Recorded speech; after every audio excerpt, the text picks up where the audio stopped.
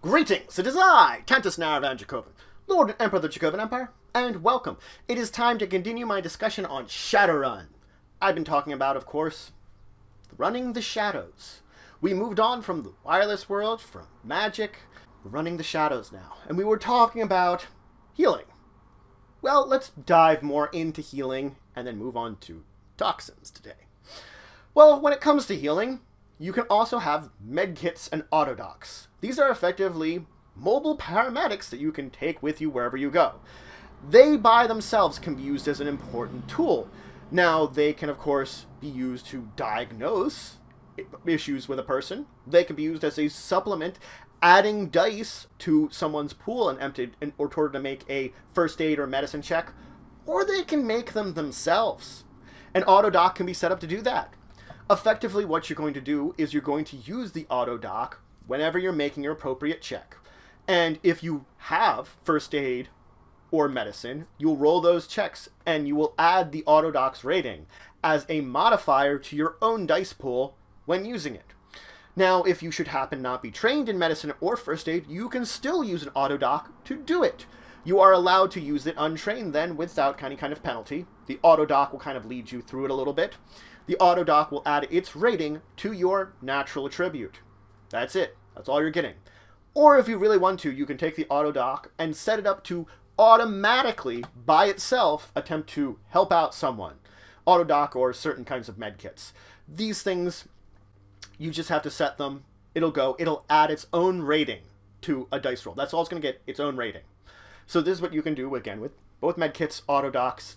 They, generally speaking, work a little differently, different sized. You can look at them in the equipment list to see the difference between the two of them and which circumstance one would be better than the other. It is very important to note here that your AutoDoc can be used remotely. So that means I could have it set up near someone that needs some help, your AutoDoc or your medkits. Both of them, wireless, remotely. I, as a hacker, can access them, or I can mess up someone else's if I really want to, but Now, another type of healing, of course, is healing magic. Spells that heal you. Yes, there is the heal spell. It will repair physical damage. Each hit that you have on the spell, each net hit, repairs one level of physical damage. So it is another way that you can possibly heal someone. Now let's talk about physical damage overflow, because this is part of the entire healing injury situation. If you should happen to take more condition boxes worth of damage than your physical condition, well, you're in physical overflow.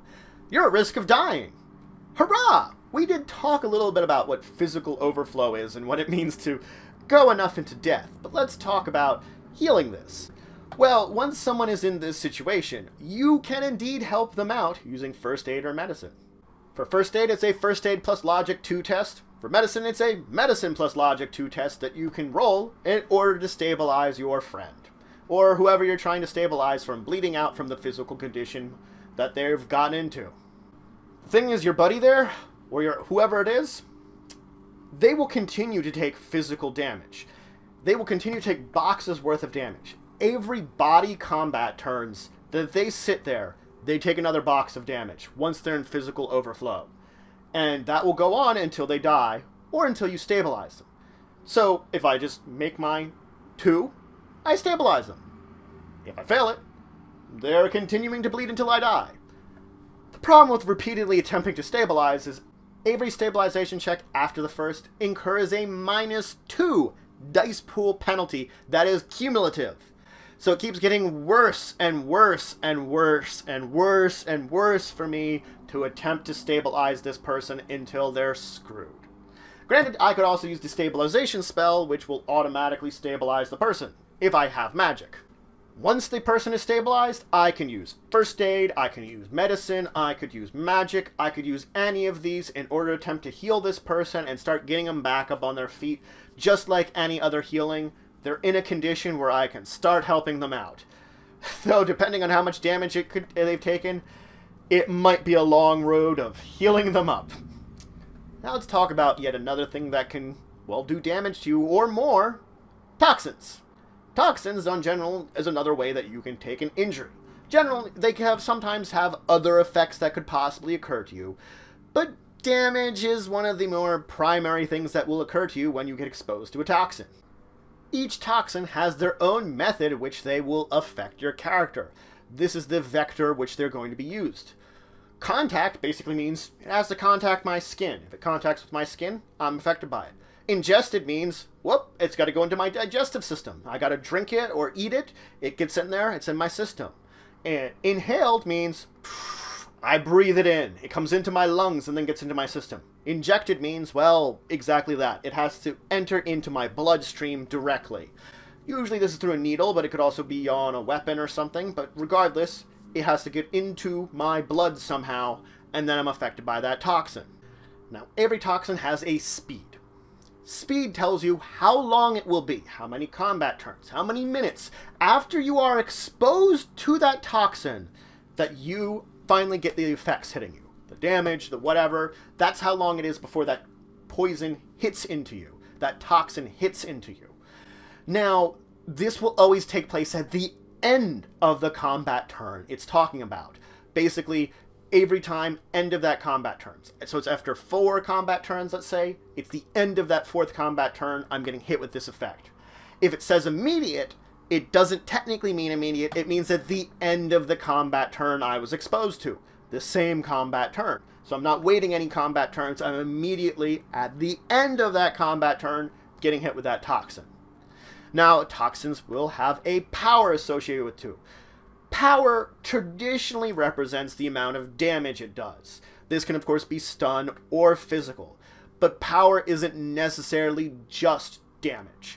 Sometimes toxins have other effects that will have a power that you have to resist. These other effects will be mentioned in the description of that toxin itself. Then you'll be able to figure out, oh, this is its power of this effect. Again, many of them do have a damage associated with it, and they might also have other effects associated with them. Regardless, you're going to attempt to resist this damage, and therefore resist the effects too. If any time the power is reduced to 0, you don't get any of the effects. You basically resisted the toxin, you don't have to worry about it. Unless specifically something is mentioned in the effects/description of that toxin. Let's talk about that effect. Because guess what? Each toxin will list the effects that it has. This will mention what the power directly is linked to. Whether it's damage, whether it's something else. It's going to tell you everything it will do. It will tell you, oh, if I take damage from this poison, this also happens. If I take no damage, then nothing happens. Or if I take no damage, or I reduce the power, this still happens. It will list under that toxin whatever the effect will do. There are some other effects that could have. It could nauseate you. It could paralyze you. These are things that may or may not be linked to damage. That will be other effects that will hit your character.